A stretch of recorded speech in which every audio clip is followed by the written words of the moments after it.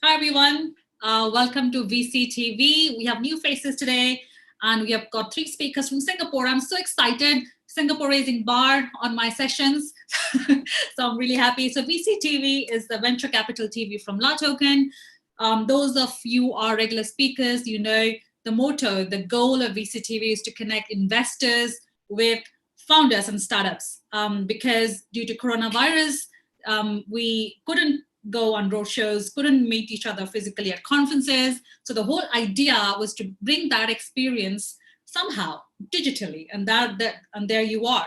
This is the whole purpose of VCTV, to connect speakers who are investors and startups and entrepreneurs like yourself under one platform, so we can share insights, we can share experiences, share knowledge, network, collaborate, and whatnot. So welcome back to another episode of VCTV. So before that, I would like to introduce myself. My name is Sonny Mohanty. I'm the regional director of La Token. I'm based here in Singapore.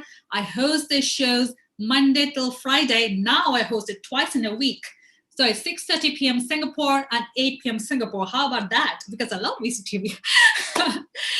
Thank you so much for being here. Thank you for your time. So today's topic is on impact and sustainable investments. This topic is really, really close to my heart.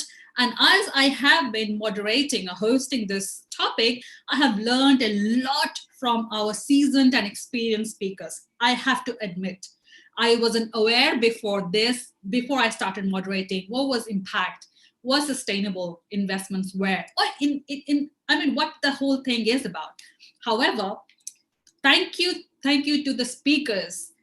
They have actually, I have graduated, I honestly have to say, from 0 to probably I would say 8 right now. Yes, 8. So thank you so much for your time. I know some of you are tuning in from US, probably, which is 5 a.m. over there. I really, really thank you from bottom of my heart, really, to be honest, because that shows the kind of commitment and the passion you have for VCTV. Having said that, I would like to jump into the introductions of our speakers, because we've got a 1-hour show and we have got too many speakers today, some new speakers from Singapore, and I'm really, really excited about that. I'd like to start with Singapore. So speakers, please do a short introduction about yourself. Then we go around houses and ask questions. I'd like to start with Simran, who just joined us for the first time. Hi, Simran. We spoke before we went live. Thank you so much. Please introduce yourself. Thank you so much, Sonny and Carol from La Token. I'm very, very grateful for this opportunity. My name is Simarna Singh. Please feel free to call me Sim. Just a quick introduction on myself, of course. I'm a youth social entrepreneur. I'm only 23 years old, pretty young, and super excited to be here and give my perspective as well. For the last 3 years, I've been very strongly advocating the United Nations Sustainable Development Goals and embedded this within my business as well. We're a social enterprise. We manufacture handmade coconut products and export it out of the Singapore ecosystem as well. We're at the moment committing to 12 out of 17 of the sustainable goals, and try to make a difference really in the lives of the coconut farmers and the women communities who live below $1.90 a day. I'm also proud to share I'm a United Nations Youth Ambassador. So very, very grateful to have had the opportunity to speak at high-level events and political conferences. And I'm super excited to be here. And I look forward to discuss how we can make a measurable impact together and accelerate this conversation further. Thank you so much again. Thank you, Sim, for that intro, and welcome to VCTV. And next, I'd like to go to Kathy. Hi. Welcome to VCTV. Hi. It's so nice to meet everyone here. So I'm Kathy, and I'm from Singapore as well. So currently I'm a venture fellow at Vantage Ventures, and I myself am an entrepreneur, and so I have dabbled in a little bit of entrepreneur in my early days, and I have worked with a lot of startups that are eco aggregators. So they try to promote more conscious consumption among other consumers in the world. And I think that is very important because especially with today, a lot of the consumption is very wasteful. So I think it is important for us to understand how much of how much waste is happening around the world and how we can have an impact on that. And also social advocacy is a passion of mine. I've been volunteering since at a very tender age, and I'm really glad to be here to speak more about this topic, and I love to hear what everyone else has to say. Excellent. Fantastic, Kathy. Welcome to VC TV. So next I'd like to go to Clara. Hi, Clara. Welcome back. How are you doing today? I'm great. Thanks. Thanks for having me back here again. Welcome.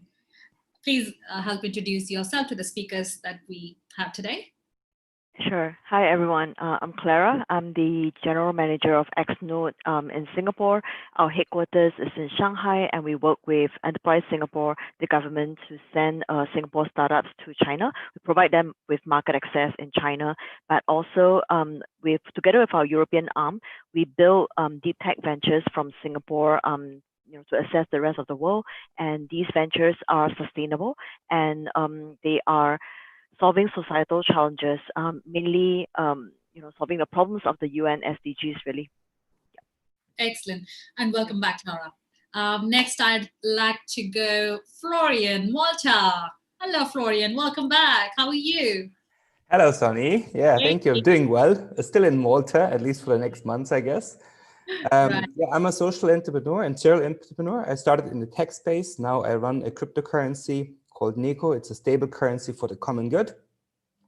And we provide or generate profits for our investors, but also provide universal basic income to all our users and offset their carbon footprint and plant trees. So we have a social and environmental cause. Our mission is to build a new financial system that serves the people and the planet. And sustainability has always been one of my top priorities. You have been an investor for 10 years, and all my investments were always around green technology, solar energy, and so on. But now I think, now I changed more to crypto because I think the main problem we're facing today is our financial system. And that needs to be replaced. And we're currently in a very good situation. I think the era of exponential growth is coming to an end now. And we're seeing a new era coming up, an era of health and sustainability. And so I'm really excited to be living in these times of massive change, where I think in the end, it will be for the better for everyone, for humanity and for the planet. Absolutely. That's what we want. Thank you so much, Florian. Next, Gary. Oh, it's been a long time, Gary. Yeah, it's been a while. It's unbelievable. Like 30 minutes. Right. Welcome back. Yeah. Thank you. So my name is Gary Fowler, and I am the CEO and president of GSD Venture Studios, premier AI venture studio. We work all over the world looking for incredible AI startups that we can curate. I've had 2 unicorns. My latest one I started 4 years ago, and it's an AI company with HR Tech. David Yang, who's a billionaire from Russia, is my partner in that project. I'm also a venture capitalist. I have private fund with actually one of the Chinese billionaires and a Russian billionaire and some other folks. I'm the poor guy on the fund. I get the breadcrumbs, but they're nice breadcrumbs sometimes, you know? Anyhow, so I do that. I've done 16 companies. My first one at 21. I didn't know what I was doing. I was real lucky. I was like, Dumb and Dumber on that one, but it turned out to be pretty interesting. It was construction tech. I built about $9 million worth of houses at the time. And it got me into the bug. And basically where I am today is I'm looking for AI companies in unsupervised and semi-supervised AI across multiple vertical markets. And I have an impact fund too, $100 million impact fund in Atlanta, Georgia. Thank you so much, Gary, for that introduction. Yeah. Last but not least, Irina, who joins us at 5 a.m. US time, I guess. Morning. Good morning. How are you? We can't hear you. It's 6. I woke up at 5, but 6, so it's fine. You know, I was thinking, and this works. It only gets us up or gets me up 1 hour earlier, so I get like a whole hour for my day now. Right. It's a pleasure to be back. Thank you so much. It's November and Halloween is past, so costumes are in closets, and for the next time. My name is Irina Litchfield. many know me as a crypto superwoman. I'm founder of Blockchain Cubed. Blockchain Cubed is an integration consulting firm for blockchain technology with traditional tech, financial technology for the most part. I am a president of Lemeria. Lemeria is where capital meets innovation. Growth stage companies is where I work with.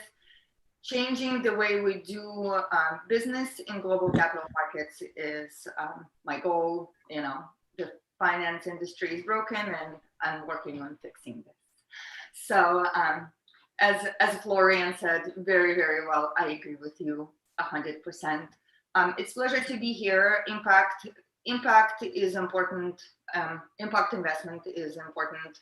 Now we look at the measurements of impact in all kinds of companies. So, you know, it's the key whether you doing construction or you building aerospace company or, you know, you're building a farm.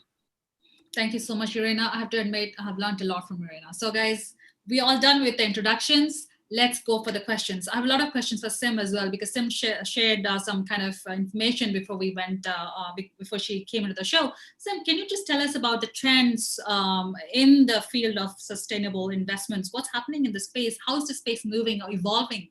Because it's difficult to measure that impact and not making profits. You know, that's a challenge of this industry. Can you just share some lights on that? To be honest, Sonny, thank you so much for your question. You know, in comparison to some of these panelists, I perhaps do not have as much knowledge on the impact investment space as an entrepreneur. But, you know, what I think moving forward is really important is the decoupling between the importance of the world's issues, such as gender equality, poverty, health and well-being, which, you know, the COVID-19 has shed light on. But I think it's really important as well, like you said, to make sure that we just don't look at the financial returns. And I think that is a struggle with investment on a whole. And I think really we need to make sure that impact investors can actually understand the passion and the purpose of a business, actually try to relate to something that is imperative to them, bring in their own insights and help a company grow. You know, for example, you know, just from a Kokaveda perspective as well, you know, we're helping women communities, we're giving them employment opportunities, and we're giving the youth of Singapore opportunities as well. And, you know, as you know, because of COVID-19, it has been a struggle for individuals to find employment. And I think this is where you really need to make sure that you're creating quantifiable impact. Similarly, if you don't actually have, you know, a proper structure or a theory of change model, or you're outlining your environmental, social, or governance sectors, it's very, very challenging. So I think we need to say, as an investor now, actually realize whether there's greenwashing tactics going on in businesses, or are they actually committing to sustainability? So that's a little bit of insight from me. I'm sure the panelists will be able to elaborate much, much more, but that's a little bit of trends from my side. Thank you, Sim. Thank you. Thank you. That's very good for a start. Thank you so much. Kathy, would you like to share some of the insights coming from you? Yeah, no, definitely. Because I realized that especially with COVID-19, it has created a lot of pressure across different sectors. So different people are hit differently. And I think that's the cruelest part, because we've realized that not all stakeholders are affected equally. And many of the world's most vulnerable groups are being hit the most and bearing the brunt of the effect of the health and economic crisis. So for instance, I think around 2 billion people, and a disproportionate amount of youth, women, and historically disadvantaged racial groups. They are working in more informal employment, and therefore they are more susceptible to these job losses and labor abuses. And also along the same train of thought, individuals with this demographic, say, historically have significantly weaker safety nets, so leaving them most vulnerable to these financial shocks and food insecurity. And I think COVID-19 really highlighted this. So we are definitely seeing the widest discrepancies in history. And I think with impact investing, it is very important to highlight the good work that is being done. So for impact investing, while it might not be as straightforward as typical financial yields, it is no excuse to not put a metric to it. So in order to better encourage more people in the impact investing field, I think it is important for companies to set very clear metrics on on the outcomes of their work. And so, for instance, that can be in different forms, such as how many people are being lifted out of poverty, or maybe more observable or quantifiable metrics, such as how many tons of carbon emissions are being reduced just by having the technology available from the startup. But yeah, I would definitely love to hear the other panelists' thoughts on how to better measure impact across these different the different sectors. Sure, Kathy, and welcome to VCTV. Thank you so much for your insights. Next, I move to Clara. Hi, Clara. Same question, your insights. Hi, I'm not going to give you, the insights the other investors will be able to give in terms of like the measurement metric, but really, I think, these ESG issues have always been part and parcel of investment process. It's just that it was not well codified, but things have changed in the recent years that we've seen. In Singapore, we have an example. We have 2 sovereign wealth funds, and one of them has made this a mandate. So Temasek has launched a lot of initiatives around sustainability, and they have specific guidelines that they follow for investing in companies. And the idea for, in my opinion, the idea for impact investing to really have the impact that it claims to have is really providing more than just returns, but also for the ecosystem, something that people can take away from.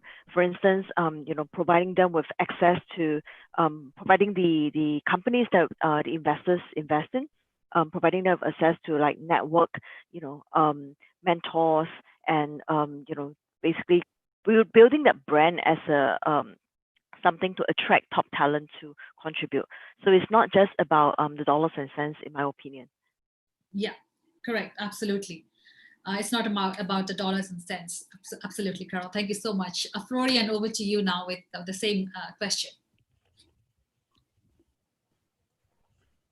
Hi, Florian. Sorry. Yeah, over to you, please. What question did you want me to answer? What are the current trends you see in the field of impact and sustainable investments? Yeah, I think the trends are clear. We have some big global problems like climate change that we need to tackle. So there's a lot going on in that space. Then the other areas where I think there is a major necessity to do something is pollution with plastic in the ocean. So coming up with new technologies that help us clean the oceans. And in general, to live more sustainable on this planet. It's also very clear now that our diet is one of the main problems for the planet, the way we eat and the meat production and the animal products. So we see more and more the trend of people changing towards a more vegetarian, plant-based diet. And I think Corona has amplified their diet. You see more and more people stop eating meat or reduce their meat as a sign, not only for their own personal health, but also for the health of the planet and for the well-being of these animals. So I think that's where we all can work together, especially in the diet, because everyone can change the diet. You don't have to, protest and ask your government to do something about it. It's something you can do on your own. And that's what we try to encourage. We try to encourage safe responsibility or responsibility for your own actions. Like, you can offset your carbon footprint, you can change your diet, you can drive electric cars. There's a lot of things you can do. You don't have to wait for others to make laws, or to come up with new products. There's a lot of products already available. I think these are the main trends that we see in the sustainability space. Yeah, thank you for, as you said, you can change your diet. You don't have to ask government. Like, people do change from normal diet to keto in a day. Why not? Like plant-based, right? Yeah. Thank you, Florian. Gary, I see Gary smiling. Gary, your insights, please. Just like that, you can change your diet. Snap, I wish it was that easy. But you're right. So, look at the picture we have today. The population of the planet Earth has quadrupled in the last 100 years. We're about 7.9 billion. The amount of potable water you can drink has dramatically decreased. In fact, in a few years, there'll be more water wars for fresh water sources.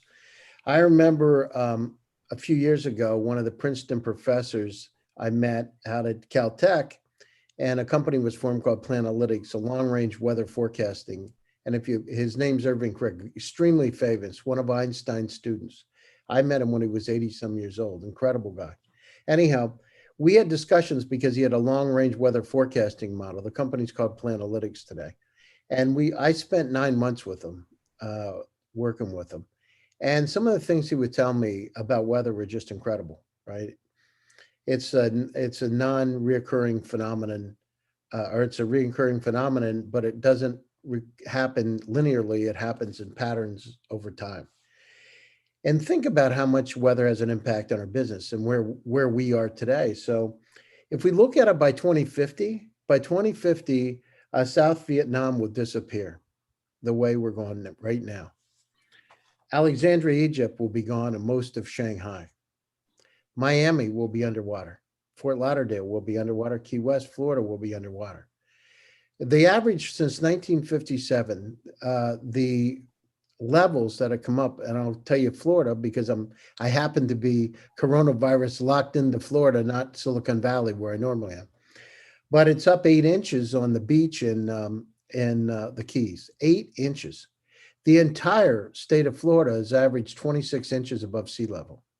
The entire state of Florida will be underwater. Think about the other thing. I remember Dr. Crick told me, he said, Gary, it's not about just the climate change, it's the impact that it's going to have, like super hurricanes, like the Gulf Stream slowing down, and so the food sources because of supply chain. We have those kind of issues. The good news is we understand it, and we have to solve these sooner than later. When it's not going to happen. So if I do something today, the impact may not be for 20 or 30 years, and soon we'll be at a point of no return, right? Yeah. But remember this. I mean, I remember Elon Musk back in the early 2000s. People thought he was insane. He took his money from PayPal, betted on Tesla. I remember directly because I happened to be going back and forth from the Valley. I stopped at one of his first dealerships on 101 directly, and people thought he was crazy. Now the situation, he's a hero, right? So, but it takes thinking out of the box in order to do this, and it's not easy, right? So we need to think differently. We now understand that there's an incredible challenge. I mean, at some point in time, we've got to understand, where to go. There's 6 billion Earth-like planets in our solar system. An estimated 200 trillion galaxies within the solar system. So, I mean, we need to explore differently. I got that from one of the NASA astronauts on VCTV, by the way. Anyhow, so I personally am interested in impact investing with the Black community worldwide. I've been doing this for 12 years. I believe I'm really concerned because there aren't a lot of Black male or female role models in tech. So we actually created a $100 million fund. I have one of the board members of the NAACP, which is a top group worldwide of Blacks, founded by Martin Luther King, on our board. And I believe that, part of it is starting and nurturing that community. So globally, the underserved, right? Creating jobs. Now we democratize it with Zoom. Now let's figure out how we can create some jobs and my thing is take AI companies and plant them in some of these cities, bring them on and mentor them and tutor them so they can become leaders. So anyhow, that's where we are. But yes, we have challenges that need to be met. It may not be in our lifetime where we're going to be underwater swimming with the fish, but it's going to happen. Thank you, Gary. And thank you for sharing the fund that you're building for the Black community. A really, really noble idea. Thank you so much. Irina, over to you. Please, floor is all yours. As we're looking at the developments of health and life extension technology as well, it's becoming obvious that we might find ourselves in a long-term engagement with our lives.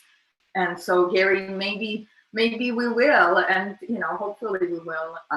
So that's an interesting way of thinking of the world, because we used to live in a world where, I'm going to leave somewhere between 50 to hopefully like 100 years, right? And that's all. And then after that, everything expires. But now we finally have the ability to say, okay, well, maybe if I can make it another 30 years, I can make another 100 after that. And so that puts a long-term planning for yourself into reality. I think kids would really appreciate what I would say right now, because he always talks about measurements, and I really keep that in mind a lot now, is that we must measure the impact, right?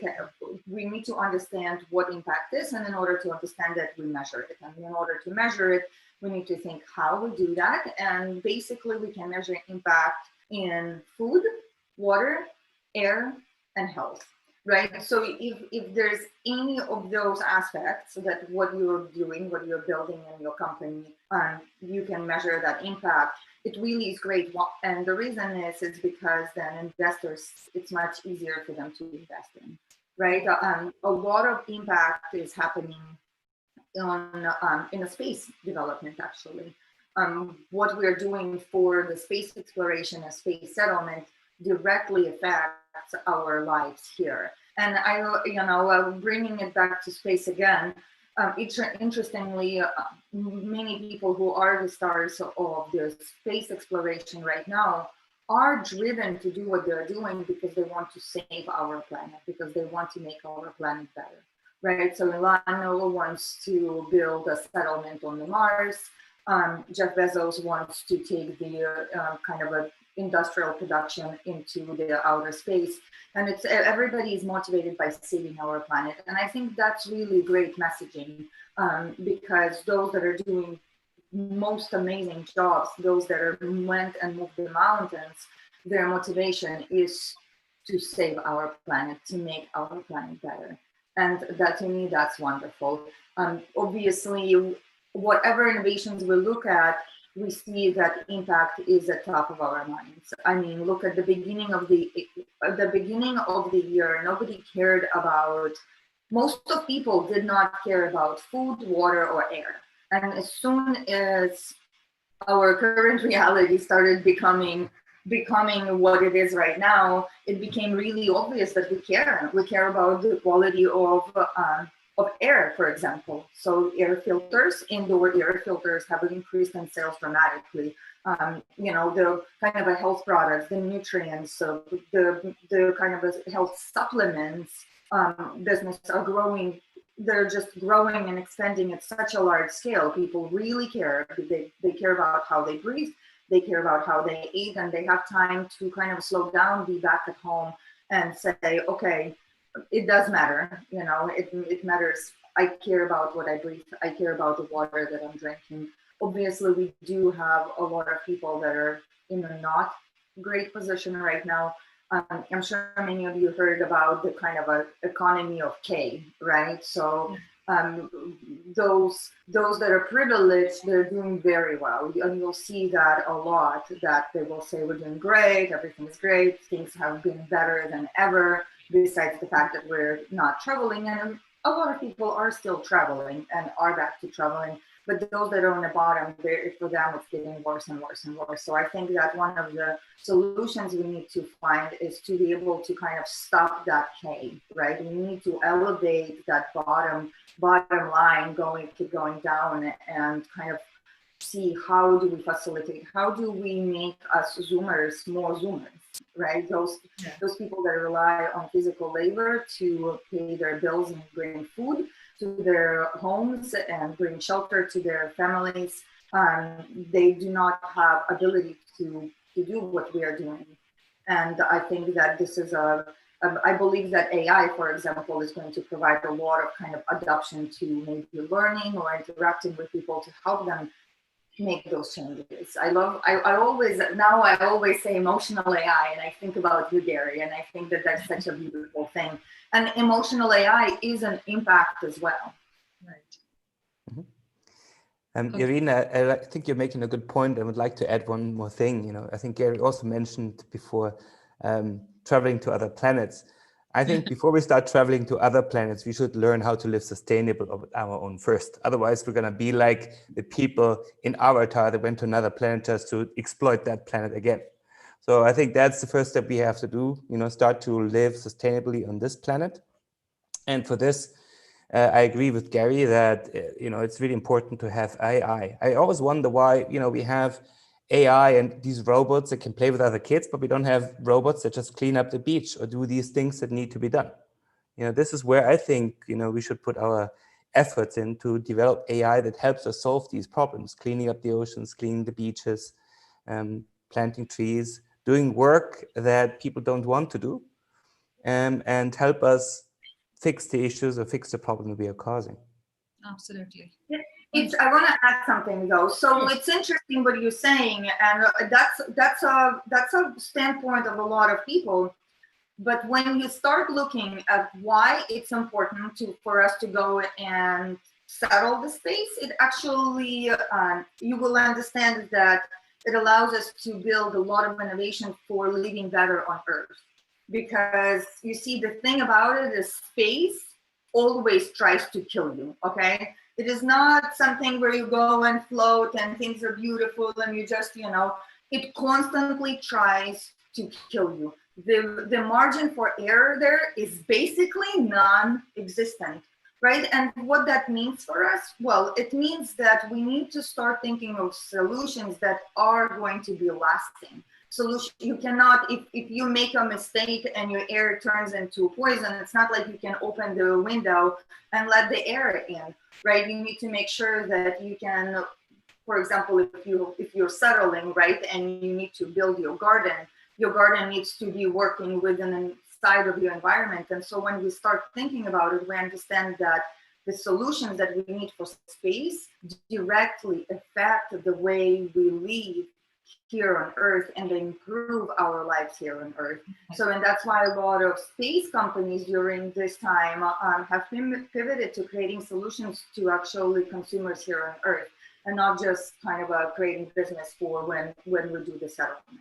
We're going, there's no way of stopping us. We're going to settle, and there's a big race that's happening. And what's important is that entrepreneurs all over the world now have ability to create solutions and make our lives better here. You will not need to go anywhere to receive the benefits of space settlement. That technology will make your life better here. Sorry, Sonny, do you mind if I just make one quick comment as well, if that's okay? Sure. It's just regarding the trends question on a whole. I mean, if we look at trends in general, I personally feel whilst it is a good thing, a lot of, sustainability is often misinterpreted for being environmental impact only. I just like to, shift individuals' perspective just a little bit, at least, because that's what I'm just trying to advocate here. If you look at kids in Africa, for example, at this point in time, and you talk about quality education, they don't even have access to Wi-Fi to study at this point in time. And, if we don't actually educate our younger generation on sustainability, how exactly are we supposed to grow together and change the world on a whole? So I feel it's great that we're speaking about topics like climate change and topics about plastic pollution and other environmental aspects as well, deforestation, for example. But at the same time, I think at the center of sustainability, it's all driven by people. And I think at the end of the day, we really need to make sure that we're doing this in an efficient way and using amazing tools like the panelists have spoken about, AI or technology, to really drive this. So that's a little bit about what I think is also important. And I don't necessarily feel that sustainability should be influencing individuals just because it's a trend. Often now, if you look at large corporates, they're actually only creating impact because it's a trend or it's a compliance, something that's very mandatory. So that's just my 2 cents as a youth, person, of course. Yeah. Thank you for adding those points. Really, I agree to that. I just wanted to ask you as well as a next question. So as a 23-year-old entrepreneur, what kind of challenges did you face while probably raising your initial seed funding for incorporating your company, sort of hiring those first people? How it's not a fintech, it's not a health tech, you know what I mean? It's not a fintech startup.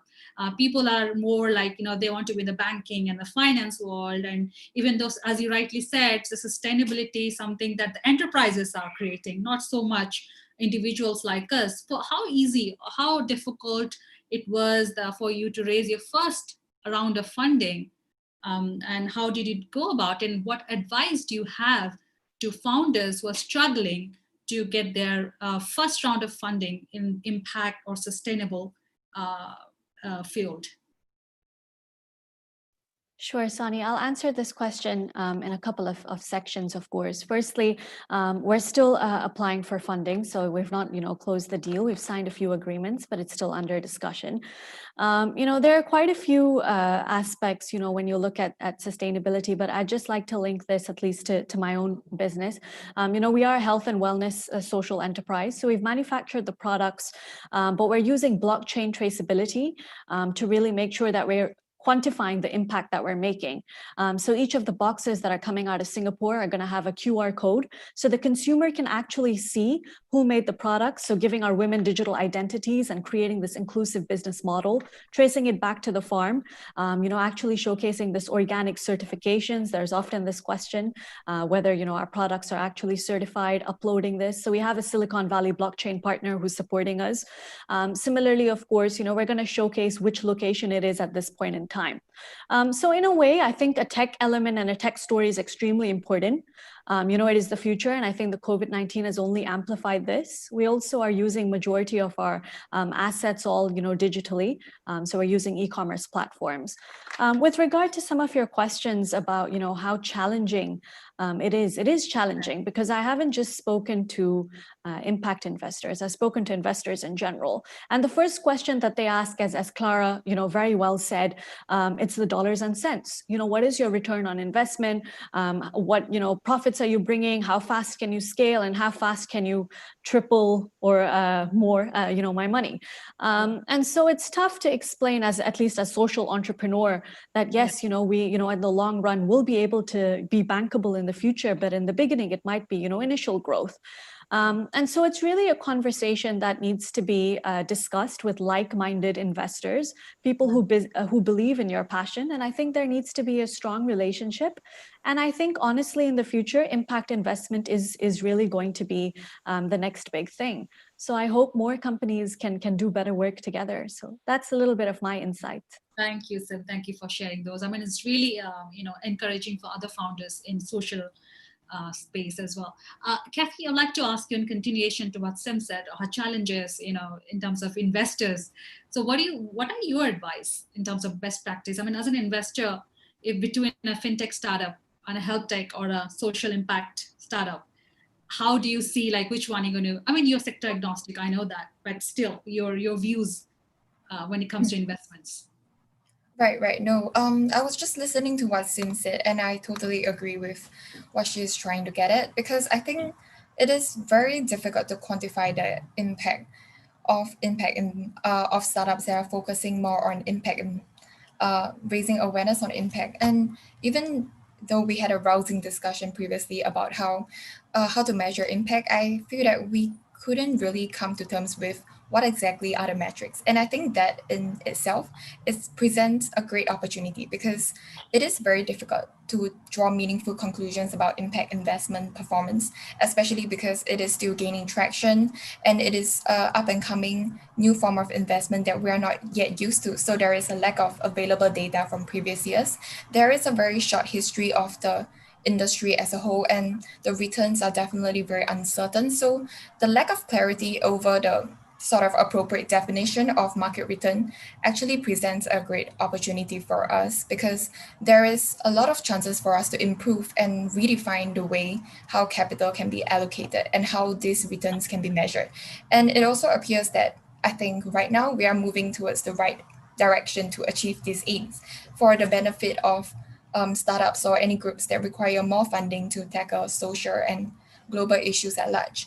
But I think at the crux of it, as an investor looking at a social enterprise, the most important thing is to define the impact very clearly, to make sure that the investor and the startup are on the same page, and also to come up with very quantifiable goals at the end of every cycle of fundraising, so as to match up with the expectations. And ultimately, I believe that intentions, they drive your actions. So if there is an agreement between the investors and if the agreement between the investors and the startups is mainly focused on financial milestones, that is something that will drive decisions, and that is not what we're looking for in impact investing. So definitely defining impact at the very beginning is crucial.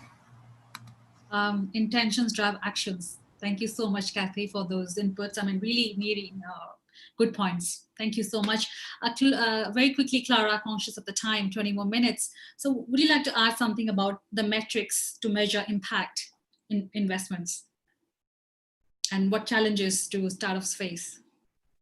I think definitely like innovation, and sustainability, they're closely interlinked. So while as the earlier speakers have also mentioned that there is no definition of how do you measure impact, and right now impact investors are also struggling with that. To be honest, there are certain guidelines that we are following, and of course, the UN SDGs, when that was put together, like I think in 2015, it did a great job, except that we haven't moved much since then. So now it's really measuring impact about, I see it from a country perspective, right? How much can it add to the economy? How many jobs can it add? And is it sustainable in the long run? Like in Singapore, by 2030, we want to grow 30% of our own food, because right now 90% is imported. So will we meet those goals?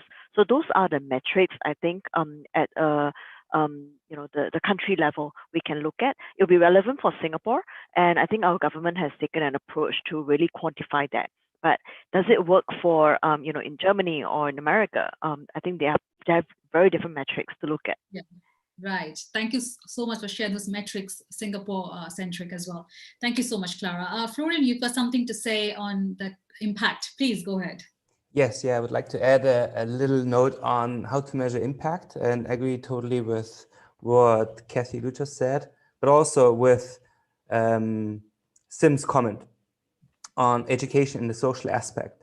And so I think from my research into measuring impact and sustainability, what we have found to be a very practical solution is what's called the triple bottom line.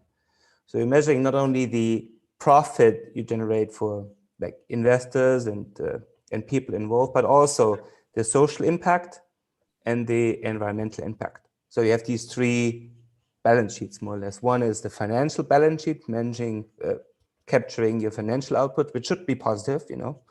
It should be within a positive economic environment that you're launching your company, but also what do you do on a social side? What value are you adding to social life? In my company, we're providing universal basic income. So we're sending money for free unconditionally to our users. So that's measured in our social balance sheet and helps these people to, improve their education, improve their lifestyle, and in general, improve their happiness. That's what our goal is. And on the other side, we measure how much money we invest into currently reforestation, how much money we give to the planet to deal with the climate. And this is what we call the triple bottom line. You have these three aspects, and when they are all positive, that is a positive triple bottom line. That is what I found to be one of the simplest and most straightforward ways to measure impact. It's not on a detailed level. Obviously, the details then depend on how you're measuring your impact, what are you doing, but we measure how much of our money and time we spend on these three different balance sheets. Excellent. Florian has a triple bottom line to measure his impact to the society. And thank you so much, Florian, for adding those. I'd like to next move to Gary. Gary, over to you, please. Yeah, so what question do you want me to, the same as Florian or what?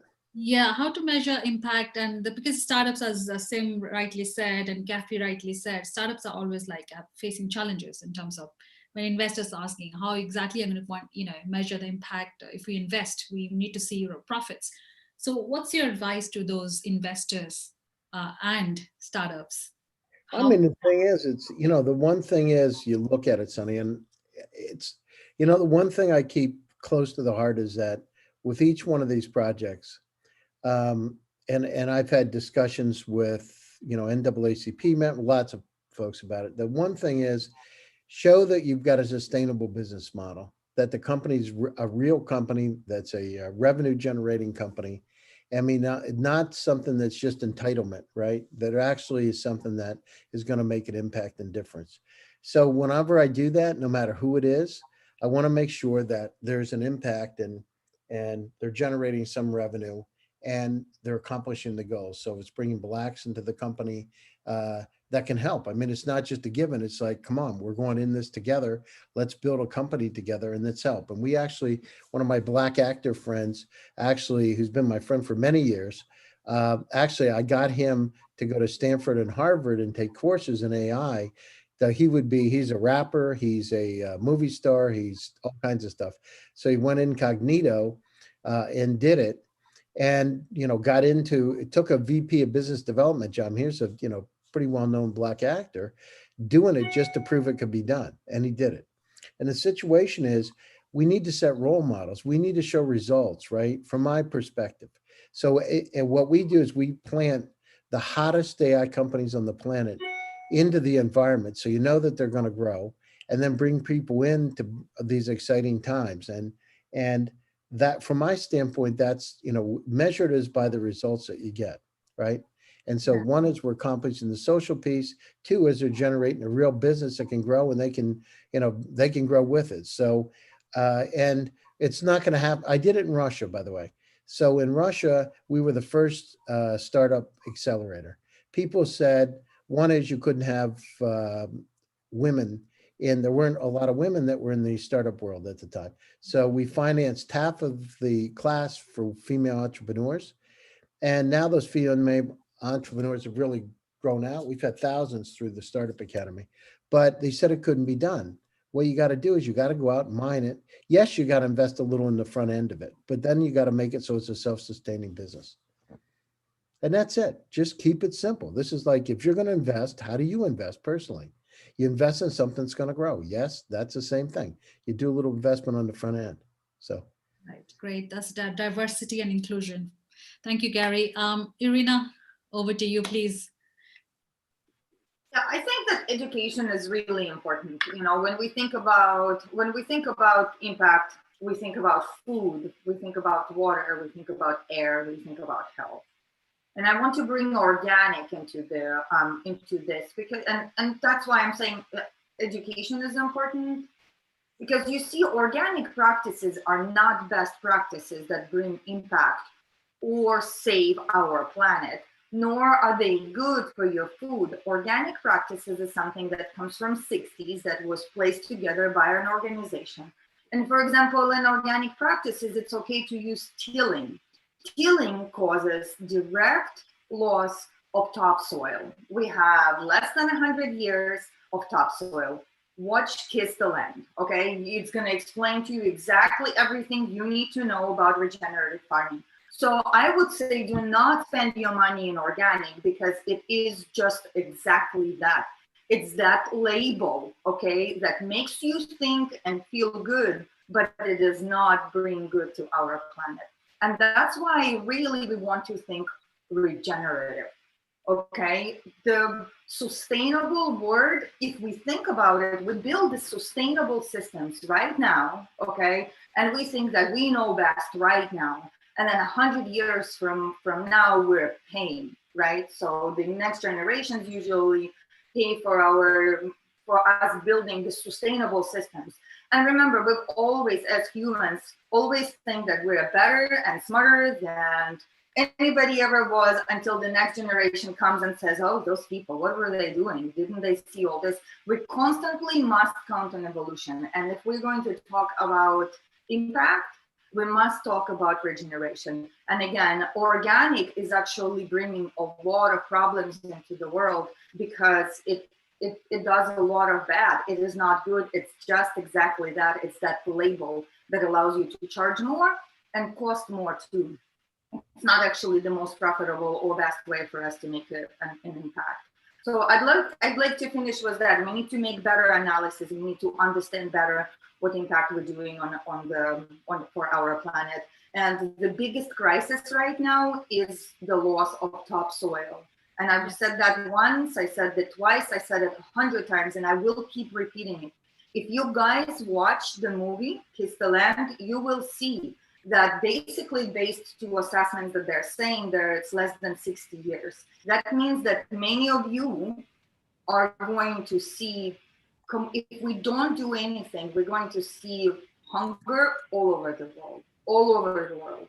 And there's no growing meat that is going to help us. Okay, so we must think regenerative. We need to start having better identifications of what we're doing. And again, remember, if you're growing business, if you have an impact, if you know how you can trap carbon, okay, you basically, have a measurable impact. If you can show how you can make difference in air, okay, water, and then health, which is also food, you have a good plan. Just make sure that, and those matrix are out there already. So you can reach out to Keith. He is one of the speakers, and I'm sure he's not here today, but he's one of the speakers on VCTV. You can find him on the link, and I'm sure he will be able to, provide you with great templates and research. Thank you, Irina. We just have less time. Kathy obviously is leaving in 5 minutes. Kathy, thank you so much for your time today. I have Sim, who is going to present 1 minute, has a presentation for 1 minute about how to measure impact. So Kathy, just before you leave, I just want to ask you, what's your feedback about VCTV? Because we would like to have you back again on our show. I think VCTV is a great platform for us to have a huge range of different diverse panelists, and it has been very engaging, and this has been a great session. And I think just to end off, it is very important to encourage impact investing, and not just startups but also investors. I think it is important to encourage them to really demand for more impactful outcomes beyond just the traditional financial returns. And only then can we truly see a shift in investment dollars in creating a more sustainable world with real change. And I hope that this has been a very meaningful session for everyone. And thank you so much. Thank you, Kathy. It's been a great pleasure. Take care. Take care. Thank you. Be back. Bye. Okay, Sim. Yeah, please quickly present your slide. Yes, I think I'm still unable to because of the disabled participant screen sharing. Carol, can you please make Sim the host? We are running short of time. All right, Carol, you there? All right. Can you try now? Yeah, can you make Sim the host, please? Excuse me? Yeah, Sim is going to share something very quickly. Oh, sure. Okay. All right, you're ready to share. Sure, thank you so much. I hope everybody can see my screen. Yes. It's just going to take 1 minute. Apologies. This is something that I presented once to a government summit event, and perhaps something that might be helpful as well for the audience. This is how we're doing it in our business, for example. You type in the inputs as to what exactly is your impact of the initiative that you're doing. For example, you're mentoring and training some communities, and then you say what impact have you already made, so that you've trained, for example, 20 women in 2019, and this is the amount of hours that you've done, and you can align it to the SDGs, which becomes your outcome, and then your social impact is what is the end goal. So for example, giving employment or financial independence. And then you can obviously quantify that into, as Carol mentioned, a bit earlier, on how you can, quantify it into a dollar value. So that's something that you can add. It's very straightforward. And of course, the ESG model or the triple bottom line is something else that you can add on. I hope that was helpful.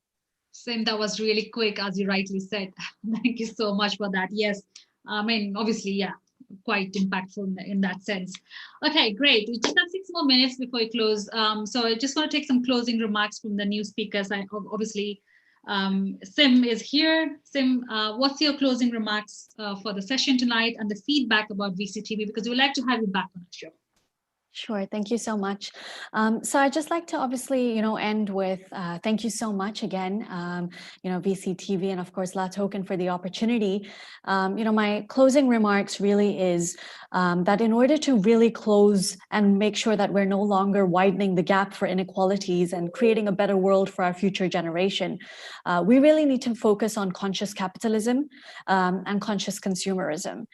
This obviously may require a deeper discussion, and I hope everybody is as passionate as me. So feel free to connect with me on LinkedIn or Instagram, and of course with the fantastic speakers. And thank you again for such a well-organized session. It was lovely to learn from everybody else. Welcome, and thank you so much. I really like your background, Sim, the sustainable development goals. Very inspirational. So thank you for that, and obviously thank you so much. Comments and your presentation. Thank you. Thank you. Fantastic. Clara, your closing remarks, please. Thanks for having me back again today. Second time, and the first time, I met Irina and Gary as well. So very glad to see familiar faces. And sustainable development really concerns all of us. And at any chance where I have an opportunity to join in the conversations, I'd love to do that again.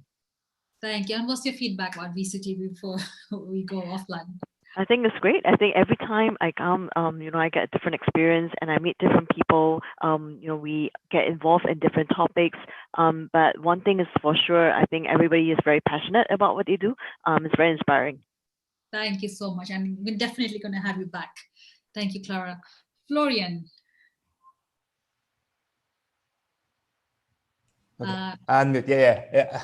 All right. Yeah. Thank you for the invite again. And today, I think was from all the VCTV sessions the most pleasant for me, to be honest. I really enjoyed the audience. I'm so happy that we have so many power women on this audience this time, because I really think the change that's coming will require more and more female energy, as the masculine energy, has caused some problems in the past. So I'm hoping for more women to be empowered.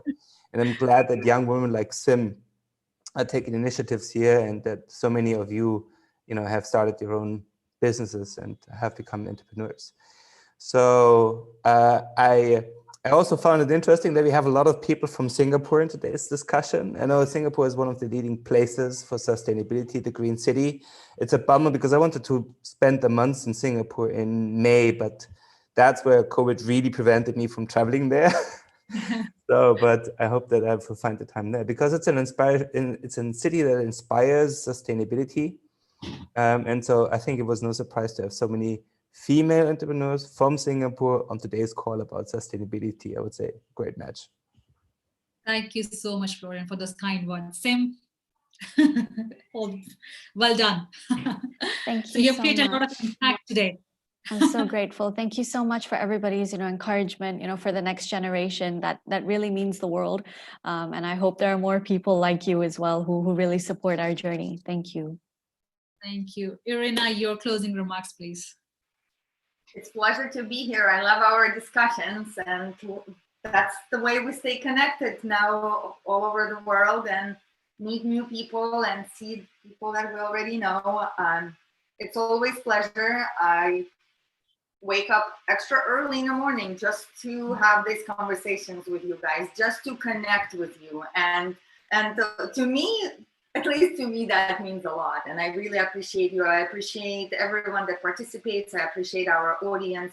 I appreciate your mission, what you guys are doing. It's really beautiful. And every single episode gets better and better and better.